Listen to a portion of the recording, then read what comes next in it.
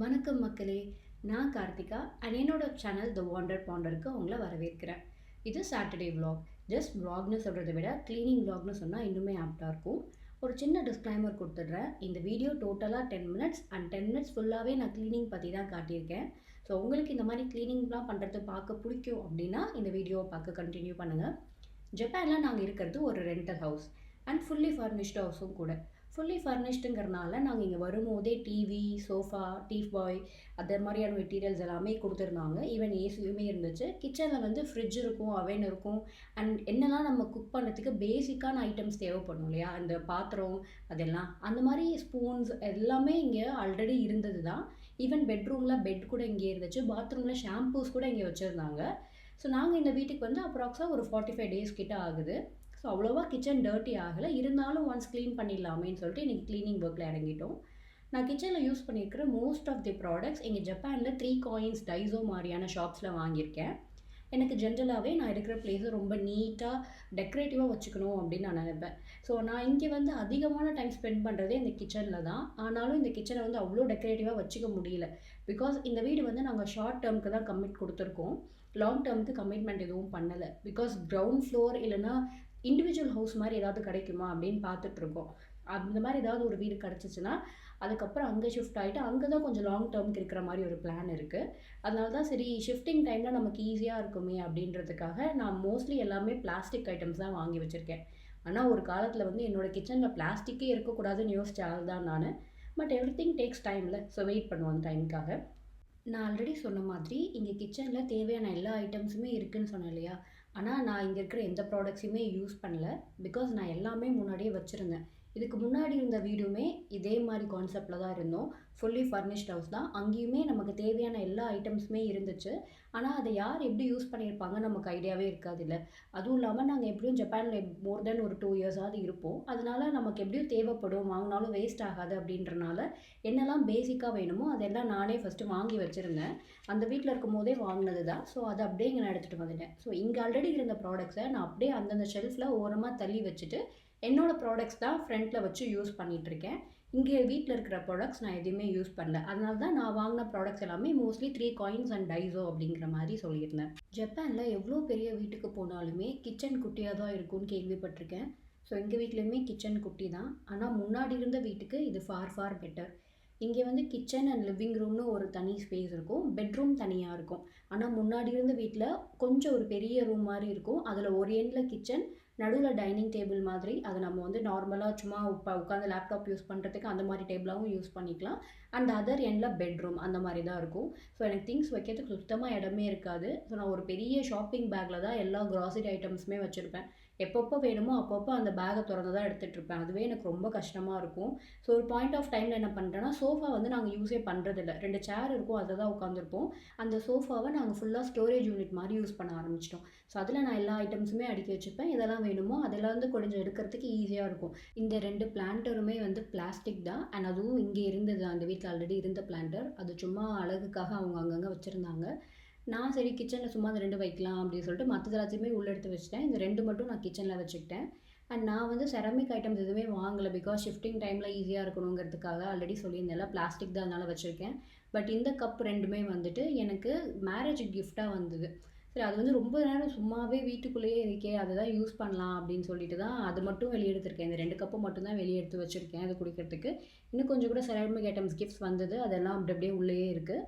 Daily குக்கிங்க்கு எதெல்லாம் தேவைப்படுமோ ஈஸியாக access பண்ணுற ஃபார்மேட்டில் நான் எடுத்து வச்சுருக்கேன். ஈவன் கை வந்து கஷ்டப்பட்டு உள்ளே போய் எதுவும் எடுக்கக்கூடாது, அப்படியே டக்குன்னு போனோன்னே எடுக்கிறதுக்கு ஈஸியாக இருக்கணும் அப்படிங்கிற மாதிரி பேட்டர்னில் எனக்கு எதெல்லாம் வேணுமோ அதெல்லாம் அதுக்கு ஏற்ற மாதிரி நான் வந்து கிச்சன் ஸ்டவ் பக்கத்துலேயே அரேஞ்ச் பண்ணி வச்சுட்டேன். அதிகமாக இந்த ஸ்டவ் டர்ட்டி ஆகிறதுக்கு ரீசனே இந்த கடுகு தாங்க. உங்கள் யாருக்கா சேம் ஃபீலிங் இருந்தால் கமெண்ட்டில் சொல்லுங்கள். இஷ்டத்துக்கு வெடித்து எங்கேயாவது பறந்துக்கிட்டே இருக்கும். இங்கே ஸ்டவ்வில் வந்து ஈச் பர்னருக்கு நடுவுலையும் ஒரு நாப் மாதிரி இருக்கும். அதை நம்ம பாத்திரம் வச்சு அது மேலே அந்த இன்க்ரீடியன்ஸ்லாம் போட்டு குக் பண்ணும்போது ஒரு வெயிட் ஆகும் இல்லையா அந்த பாத்திரத்தில். ஸோ அந்த நாப் வந்து கீழே ப்ரெஸ் ஆகும். இன்கேஸ் இப்போ நம்ம சப்பாத்தி ஆர் தோசைலாம் போடுறோன்னா அந்த சப்பாத்தி வெந்ததுக்கப்புறம் அது வெயிட்லெஸ் ஆகிடும். அண்ட் சப்பாத்தி தவாவுமே ரொம்ப வெயிட்லெஸ்ஸாக தான் இருக்கும். ஸோ அந்த நாப் வந்து ப்ரெஸ் ஆகாமல் இருக்கும்போது அது என்ன நினச்சிக்குதுன்னா, எதுவுமே வைக்கல அடுப்பில், சும்மா தானாகவே அடுப்பு எரிஞ்சிட்ருக்குன்னு நினச்சிட்டு ஆட்டோமேட்டிக்காக ஆஃப் ஆகுற மாதிரி ஒரு சென்சார் வச்சுருக்காங்க. இது ஒரு சேஃப்டி ரீசனுக்காக வச்சுருக்காங்க. ஆனால் நான் சப்பாத்தி போடும்போது ஒவ்வொரு டைமும் எனக்கு ரொம்ப கஷ்டமாக இருக்கும்.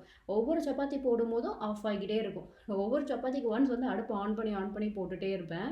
அதுவே ரொம்ப ஒரு மாதிரி கடுப்பாகவே இருக்கும். நான் செட் பண்ணுற கிச்சன் இப்படியே தான் இருக்குமான்னு கேட்டால் கண்டிப்பாக கிடையாது. எனக்கு ஒவ்வொரு டைம் ஒவ்வொரு மாதிரி தோணும். அதுக்கேற்ற மாதிரி நான் அப்பப்போ மாற்றிக்கிட்டே இருப்பேன். அண்ட் கிச்சன் ஸ்லாப்ல இங்கே எல்லா இடத்துலையுமே நான் திங்ஸ் வச்சுருப்பேன். ஏன்னா எனக்கு வேறு வைக்கிறதுக்கு திங்ஸே இல்லை. அங்கே மட்டும்தான் வச்சாகணும். கீழே கபோர்ட்ஸில் ப்ளேஸ் இருக்கும்.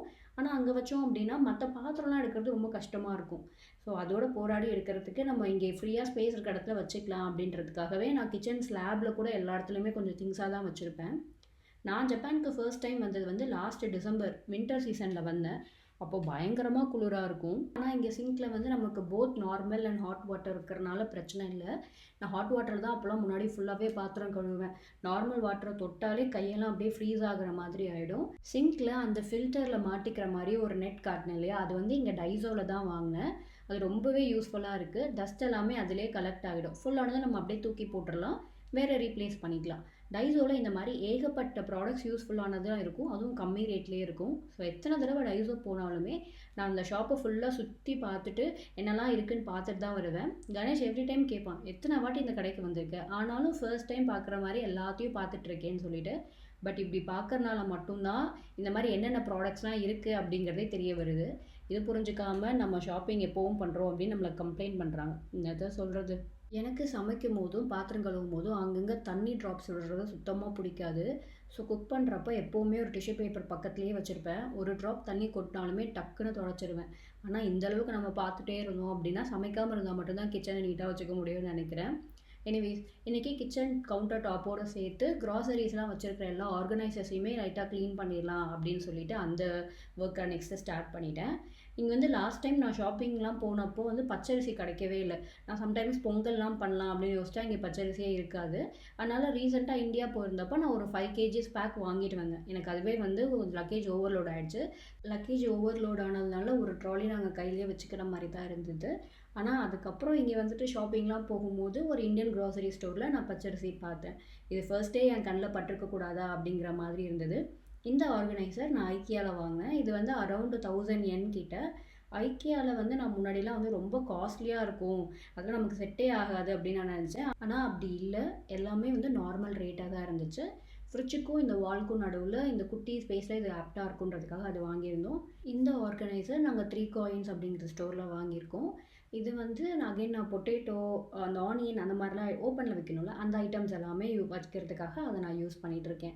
அண்ட் இதில் வந்து அவங்களோட ஸ்பூன்ஸ் நிறைய இருந்தது, இந்த வீட்டில் ஆல்ரெடி இருந்தது. அது எல்லாத்தையுமே ஓரம் கட்டி வச்சுட்டு எங்களோட ப்ராடக்ட்ஸை மட்டும் வச்சு அரேஞ்ச் பண்ணியிருக்கேன். ஸோ ஃபைனலாக இந்த மாதிரி தான் நான் கிச்சனை ஃபுல்லாக நீட் பண்ணி முடிச்சிட்டேன்.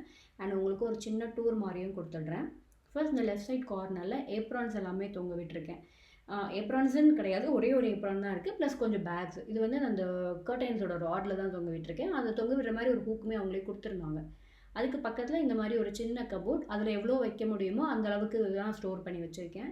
கீழே இருக்கிற ரெண்டுமே வந்து டஸ்ட்பின். இதில் வந்து ஒன்று கம்பஸ்டபிளுக்கு, ஒன்று பிளாஸ்டிக் அப்படிங்கிற மாதிரி யூஸ் பண்ணியிருக்கோம். அதோட கவர்ஸ் எல்லாம் அது மேலேயே வச்சுருக்கேன். அண்ட் நான் ஆல்ரெடி சொன்ன மாதிரி நான் டே டு டே சமைக்கும் போது எடுக்கிறதுக்கு ஈஸியாக என்ன எப்படிலாம் வைக்கணுமோ அந்த மாதிரி தான் நான் செட் பண்ணியிருக்கேன். எனக்கு எதுலாம் இங்கே இருக்கணுமோ அது எல்லாத்தையுமே நான் இங்கே வச்சுருக்கேன். அண்ட் நான் ஆல்ரெடி சொன்னேன் இல்லையா, கவுண்டர் டாப்பில் ஃபுல்லாகவே நான் அந்த ஷெல்ஃப் ஃபுல்லாக திங்ஸாக வச்சுருப்பேன்னு சொல்லிட்டு இதுதான் நான் சொன்னேன். ஏன்னா வேறு வைக்கிறதுக்கு இடம் இல்லைன்றனால அப்படியே எல்லாத்தையும் அங்கங்கேயே வச்சுருக்கேன். இப்படி இருந்தால் தான் தேவையானது எடுக்கிறதுக்கும் கொஞ்சம் ஈஸியாக இருக்கும்.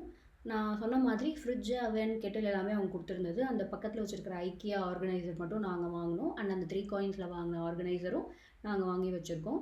அது பக்கத்தில் இருக்கிற மிக்சியுமே நாங்கள் வாங்கினது தான். கொஞ்சம் பெரிய ஜார் வேணும் அப்படின்றனால இந்த ஒரு மிக்சி, இதை விட இன்னும் ஒரு குட்டி மிக்சியும் இருக்குது. அண்ட் பக்கத்தில் இருக்க வேக்கி வந்து மோஸ்ட்லி அங்கே இருக்காது. இன்றைக்கி க்ளீனிங் பண்ணுறதுனால அங்கே வச்சுருக்கேன், இல்லைனா அது ஒரு பிளேஸ்க்கு இன்னும் கொஞ்சம் நேரத்தில் போயிடும்.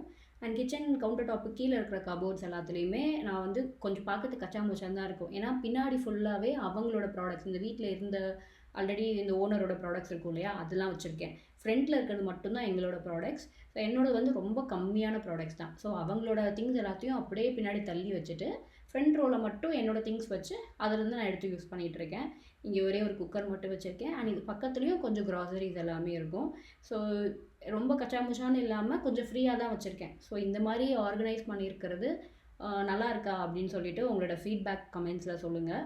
இது எப்படி பெட்டராக ஆர்கனைஸ் பண்ணலாம் அப்படின்னு உங்களுக்கு எதாவது ஐடியா கிடச்சா கூட சொல்லுங்கள். ஸோ இதுதான் ஜப்பான்ல நாங்க இருக்கிற வீட்டோட குட்டி கிச்சன். அத எனக்கு தெரிஞ்ச மாரி நான் ஆர்கனைஸ் பண்ணியிருக்கேன். வீடியோ ஃபுல்லா பார்த்தமைக்கு மிக்க நன்றி. ப்ளீஸ் சப்ஸ்கிரைப் செய்யவும்.